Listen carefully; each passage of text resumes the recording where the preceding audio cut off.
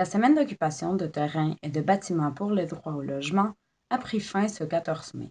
La mobilisation intervient peu après que le ministre des Affaires municipales, M. Martin Coiteux, ait évoqué une réforme dans le programme de logement. Nous nous sommes rendus dans le quartier Villeray, où des représentants du Front d'action populaire en réaménagement urbain font état de la situation. Chaque budget a annoncé à 3 000 logements. Les deux derniers budgets ont annoncé uniquement 1 500. Et par ailleurs, il y a eu des très grosses coupures dans tous les programmes de rénovation ou d'adaptation de domicile. C'est vraiment un budget qui est coupé. Plutôt que de construire des unités de logement social, on choisit de financer à travers le programme de supplément loyer, les PSL, directement dans le privé. Donc des logements sur le marché privé à des propriétaires privés où le gouvernement vient payer la différence entre le 75 % des revenus et le 25 % des revenus que les locataires payent. Donc, il y a une forme insidieuse de privatisation. Les logements vont demeurer en place, là. Mais est-ce qu'ils vont être encore accessibles aux ménages à faible revenu? Et si oui, combien ces gens-là vont devoir payer de plus qu'ils payent présentement pour pouvoir y demeurer? Accès Logis, c'est un programme qui permet de construire des coops ou des OSBL d'habitation. Il y a une grosse partie d'Accès Logis qui vient du provincial et il y a une grosse partie aussi qui vient du fédéral, qui est les investissements en logement abordable qui sont versés à toutes les provinces. Le gouvernement accepte de mettre la moitié des fonds, donc 50 % des fonds.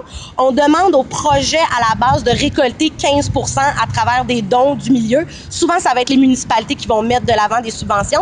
Et on demande au projet de prendre un prêt hypothécaire pour financer le promoteur qui va construire la brique en tant que telle, là, ou qui va rénover l'immeuble qu'on achète. Dans les normes du programme, c'est ça, 50, 35, 15. Dans la vraie vie, maintenant, la part des locataires, la part de l'hypothèque est plus élevée que la subvention du gouvernement. Le problème principal qu'on voit avec ce montage financier-là en ce moment, c'est que ce pourcentage-là a été calqué sur des coûts de construction qui n'ont pas été augmentés depuis 2009. Dans la vraie vie aussi, dans bien des milieux, la contribution qui est demandée aux municipalités est beaucoup plus élevée que 15 % parce que autrement, les logements ne se feront pas. Le gros du financement ne peut pas venir du municipal parce qu'on s'entend que les villes ont un pouvoir d'investissement plus restreint. Donc, il faut que le gouvernement provincial s'implique. Il faut surtout qu'il choisisse d'investir de manière stratégique les sommes qu'il reçoit du gouvernement fédéral. Oui, c'est un enjeu de société. Puis les gens vont juste être mieux. Si les gens ont des bons logements, on est déjà en prévention, ça va coûter moins cher au système de santé. Si on veut garantir un réel droit fondamental, il faut qu'il y ait un investissement du gouvernement. On a fait le choix en santé, on a fait le choix en éducation. Les universités ne s'autofinancent pas, même on accepte qu'il faut que le gouvernement paye. On pense que c'est la même chose dans le logement. Si on le voit en termes d'investissement, ça va rapporter juste à la société.